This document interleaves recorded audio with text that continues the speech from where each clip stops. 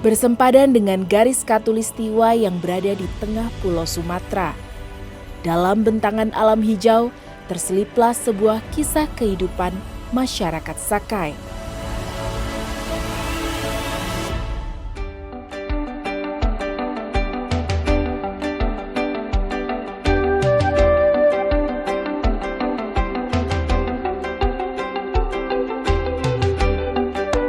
Suku Sakai, sebagaimana suku-suku lainnya di Indonesia, merupakan salah satu suku asli yang bermukim di Provinsi Riau.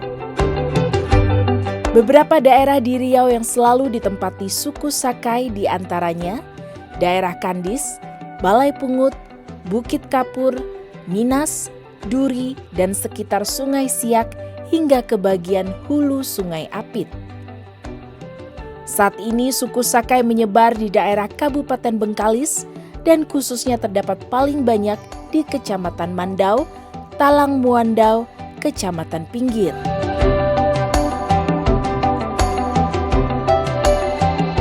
Lalu Sakai ini kalau dicari identiknya kemana, memang banyak yang bertanya dari adik-adik mahasiswa, dari peneliti dalam luar negeri. Sakai ini identik memang dari Pagaruyung ya, Minangkabau. Namun Sakai itu dari satu sisi yang lain, terutama dari keterangan penjajahan Belanda ya. Kita punya salah satu peta Rokanstein. Sakai itu disebut suku tertua di Sumatera. Jadi artinya boleh di Riau, boleh di Sumatera Barat, boleh di Jambi, Palembang. Jadi artinya suku tertua di Sumatera.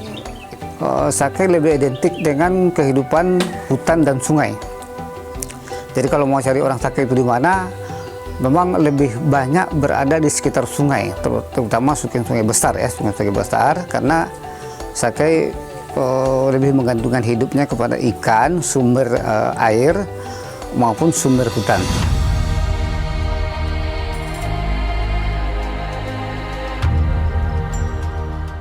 Pada era Orde Lama dan Orde Baru, suku Sakai dimasukkan dalam kelompok masyarakat terasing. Dan setelah era reformasi, saat ini suku Sakai digolongkan sebagai KAT, komunitas adat terpencil, baik secara kultural maupun secara fungsional.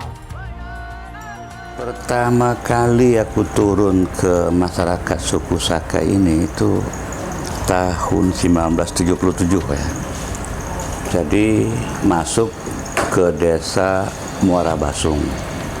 Dan ketika itu masyarakat Sakai hidup masih campuran. Campuran itu sebahagian ada yang nomaden, sebahagian mulai menetap.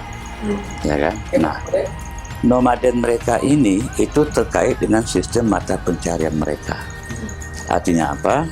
Ketika mereka hidup berkelompok, ya kan, ada kelompok 1, ada kelompok 2, dan itu berjarak, ya kan. Nah, mereka hidup berkelompok, kemudian tetap menggunakan sistem mata pencarian itu dengan bertani. Awal migrasi mereka dipercaya dimulai pada abad ke-14 silam dengan masuknya suku Sakai ke kawasan tepian Sungai Gasip dan hulu Sungai Rokan yang berada di pedalaman Riau. Zaman Orde Baru, bahkan awal-awal akhir-akhir Orde Lama itu juga di sana itu masuk proyek migas. Nah, jadi mereka mengenal dunia luar dan mulai mengenal mulai melihat tanah yang tadinya untuk sumber penghidupan bercocok tanam saja dan tadi itu berburu, hutan untuk berburu, sungai untuk tempat mencari ikan. Nah, mulai ada pergeseran sebenarnya, mulai sedikit-sedikit ada pergeseran ketika proyek migas masuk. Seiring dengan masuknya akses jalan, tentu juga mulai masuk orang luar gitu ya. Mulai mereka banyak berinteraksi dengan orang luar, dan tentu mulai ada percampuran nilai-nilai dan budaya kan ketika masuknya orang luar, begitu. Nah, itu juga mulai berubah juga.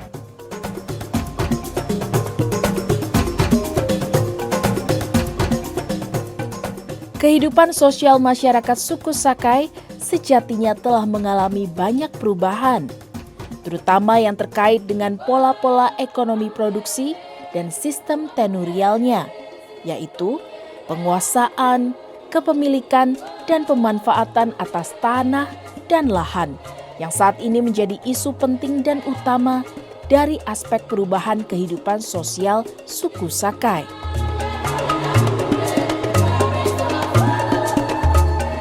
Kalau mau hidup seperti zaman dulu, tidak hidup lagi. Sebaiknya harus mengikut perkembangan zaman itu. Mengikut perkembangan zaman itu harus punya pendidikan. Harus sekolah. Jadi mau tidak mau ke depan itu harus punya pendidikan. Sekolah. Alhamdulillah anakku ada yang sudah S1 gitu. Alhamdulillah. Aku tamat SD. Saat ini, banyak hal yang harus masyarakat Sakai perhatikan agar dapat beradaptasi dengan perubahan sosial mereka. Perubahan pola pikir dan tingkat pendidikan termasuk hal-hal yang harus dicarikan jalan keluarnya.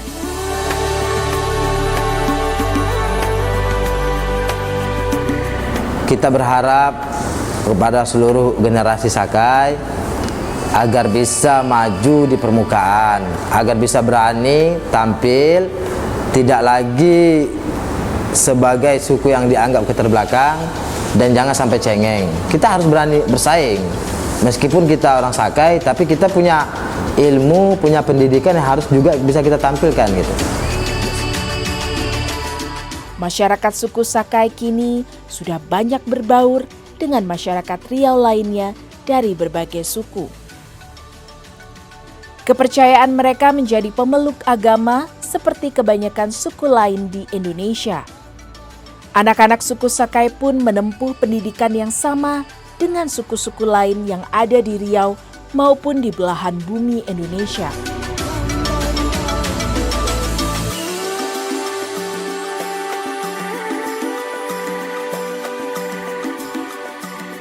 Dahulu, masyarakat Sakai masih hidup di tepian sungai. Tapi sekarang banyak yang sudah bertempat tinggal di perumahan-perumahan dan perkampungan seperti layaknya masyarakat lainnya. Mereka tidak tertutup dan terasing lagi. Hari ini mereka menatap ke depan dengan sebuah kesadaran bahwa mereka punya masa lalu. Bahwa walaupun masa lalu itu surga, tapi ketika dia sudah hilang, lebih baik membangun surga yang baru di masa depan daripada terus-menerus meratapi kehilangan surga itu tadi.